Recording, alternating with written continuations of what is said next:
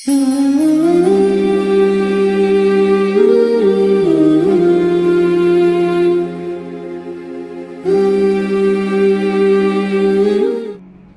اللہ تعالیٰ نے نزع کے عالم کا نقشہ کھینچا ہے کہ ایک تو قیامت وہ بڑی ہونی ہے نا، ایک چھوٹی قیامت جو تم پہ اس دنیا میں آنے والی ہے، جو بخاری اور مسلم کی حدیث ہے کہ جس سے موت آ گئی اس کی قیامت قائم ہو گئی۔ مرتے ہی ظاہر ہے، مرتے کیا، نزع کے عالم میں قرآن پاک میں کئی جگہ ہے کہ فرشتے منہوں پر اور پیٹھوں پہ ہتھوڑے مارتے ہوں گے جان نکالتے ہوں گے۔ عذاب کا سلسلہ نزع میں شروع ہو جاتا ہے۔ وَلِعَوْذُ بِاللَّهِ تعالیٰ۔ اب اللہ تعالیٰ نزع کے عالم کا ذکر کر رہا ہے کہ کیا ہوگا۔ کَلَّا اِذَا بَلَغَتِ التَّرَاقِي، ہاں ہاں جب جان ہنسلی تک پہنچ جائے گی۔ وَقِيلَ مَنْ رَاقٍ، اور کہنے والا کہہ رہا ہوگا کوئی جھاڑ پھونک کرنے والا ہے، یعنی اللہ تعالیٰ ہمارا جب روح نکل کے یہاں گلے میں پہنچے گی، نزع کا عالم ہوگا، تو اس وقت لوگ کہہ رہے ہوں گے کوئی ایسا بندہ تلاش کرو کہ پھونک مارے، کوئی دم کرواؤ کسی طریقے بندہ بچ جائے۔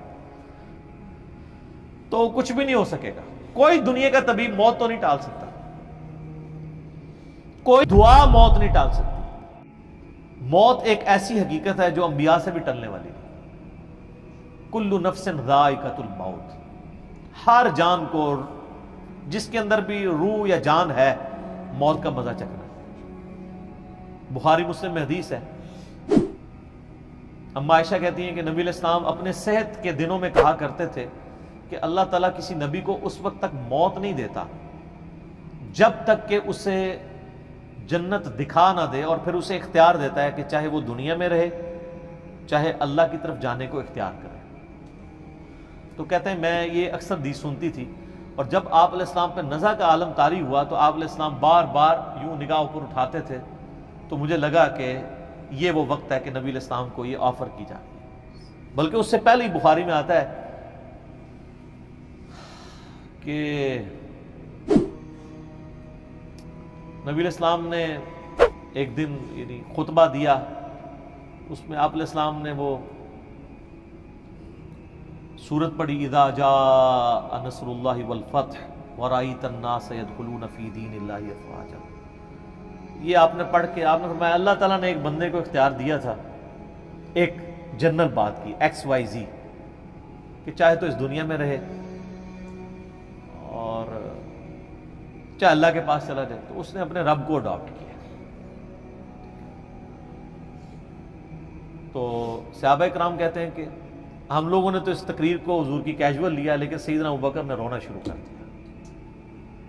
تو صحابہ کہتے ہیں ہم دل میں سوچنے لگے کہ اس بوڑھے کو کیا ہوا ہے، حضور نے کون سی ایسی بات کی ہے، لیکن سیدنا ابوبکر بہت سمجھدار تھے، انہیں بات سمجھ آ گئی تھی کہ نبی علیہ السلام اپنی بات کر رہے ہیں، اب آپ زیادہ عرصہ ہمیں نہیں رہیں گے۔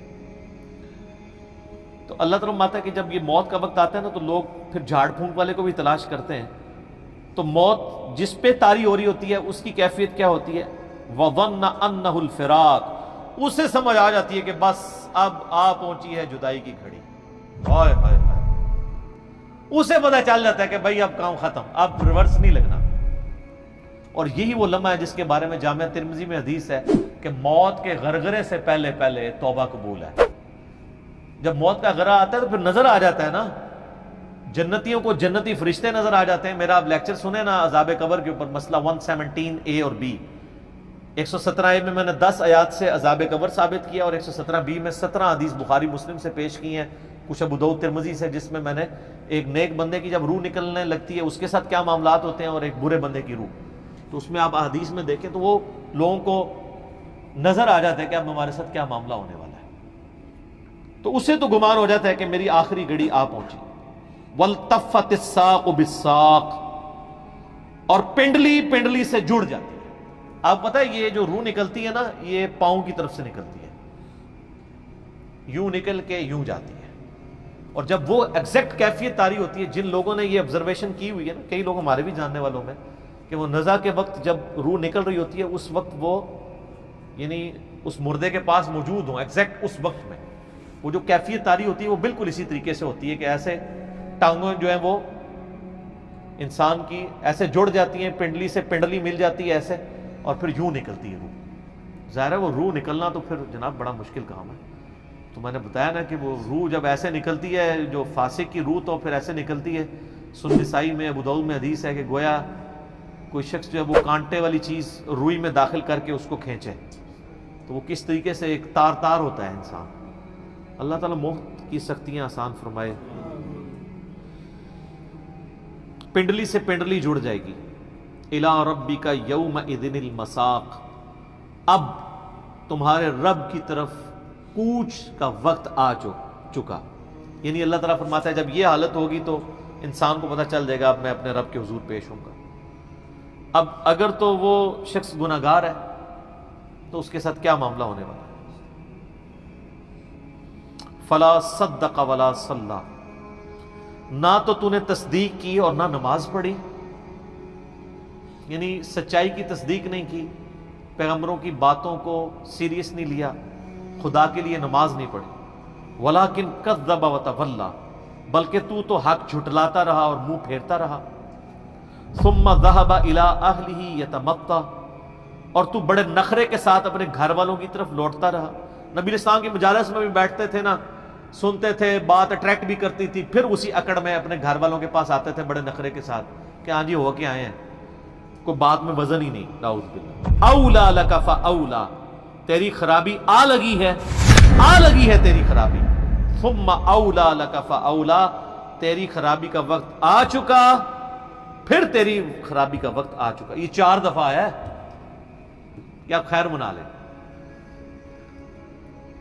یہ آیات آپ دیکھیں کیا ہیں، اور ہمارے جو علماء کرام ہیں وہ ان آیات کے ساتھ کیا کرتے ہیں۔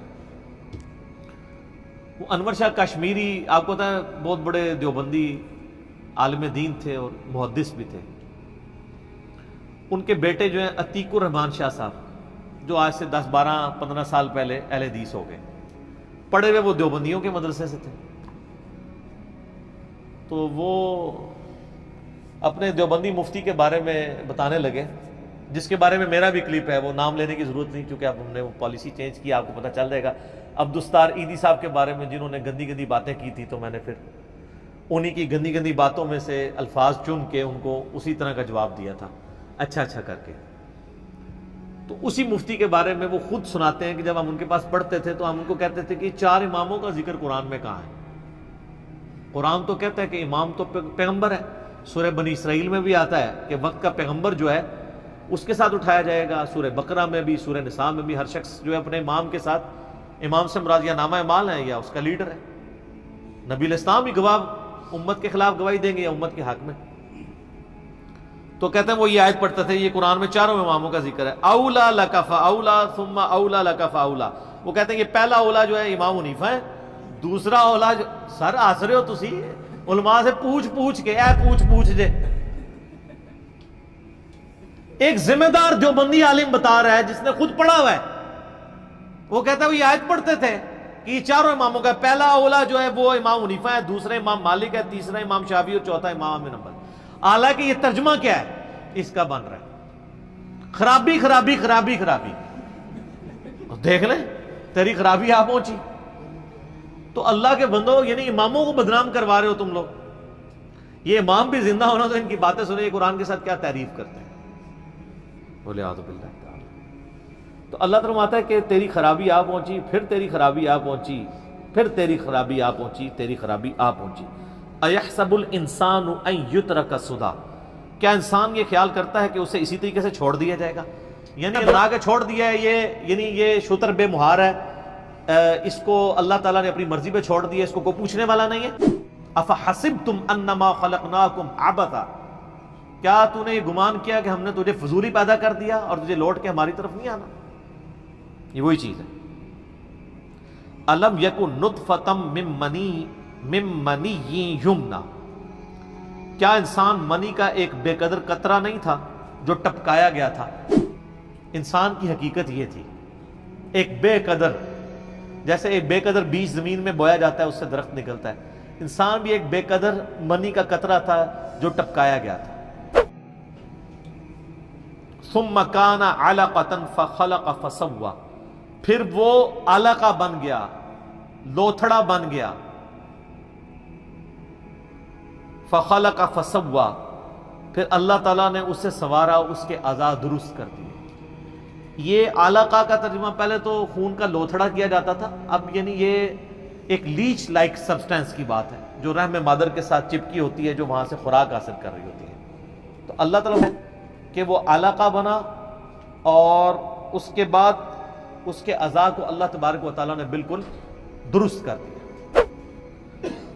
فَجَعَلَ مِنْهُ الزَّوْجَيْنِ الذَّكَرَ وَالْأُنثَى، پھر ہم نے اس سے دو قسمیں بنائی، مرد اور عورت، یعنی عموماً یا مذکر کی فارم میں کو پیدا ہوتا ہے یا مؤنث کی فارم میں۔ یعنی اللہ تعالیٰ فرما رہا ہے کہ ایک منی کے قطرے کو ہم نے ایک مکمل انسان بنا کے باہر نکالا۔ اس میں ماں باپ کی تو کوئی کنٹریبیوشن نہیں ہوتی ہے، ان کا تو اپنا ایک معاملہ ہوتا ہے، اور اللہ تعالیٰ ایک اس سارے کے سارے معاملات کو لے کے چلتا ہے آگے۔ الیس ذالک، کیا وہ ہستی جو اس بات پہ قدرت رکھتی ہے کہ ایک بے قدر پانی سے ایک مکمل انسان بنا کے نکالتی ہے؟ سر انسان پاگل ہو جاتا ہے کہ ایک بے قدر پانی، پھر وہ کس طریقے سے اس میں ڈیولپمنٹ ہوتی ہے، انگلیاں بنتی ہیں، آنکھیں آتی ہیں، ناخن تک بن جاتے ہیں، پورے اعضاء فٹ ہوتے ہیں، اور پھر وہ اس سب سے بڑی بات اس کے اندر جان ہوتی ہے، پھر وہ نکلتا ہے۔ اللہ فرماتا ہے جس نے تمہیں بے قدر پانی سے، منی کے قطرے سے پورا انسان بنا کے باہر نکالا، الیس ذالک بقادر علی ان یحیی الموتى، کیا وہ ہستی اس پہ قادر نہیں ہوگی کہ مردوں کو زندہ کر لے؟ جب تم کوئی شے نہیں تھے، اس نے تمہیں پیدا کیا، تمہاری ہڈیوں سے تمہیں دوبارہ نہیں نکال سکتا؟ یہ اصل میں اس سوال کا جواب ہے جو شروع میں آیا تھا نا، ایحسب الانسان ان لن نجمع عظاما، انسان کہتا ہے یہ ہڈیاں کس طریقے سے جو ہے وہ دوبارہ ہوں گی۔ اللہ نے دنیا میں بتایا کہ تمہیں اس سے بڑا ایکسپیرینس کروایا جا رہا ہے کہ تم بے قدر پانی تھے، اور اللہ تعالیٰ نے تمہیں ایک مکمل انسان بنا کے نکالا۔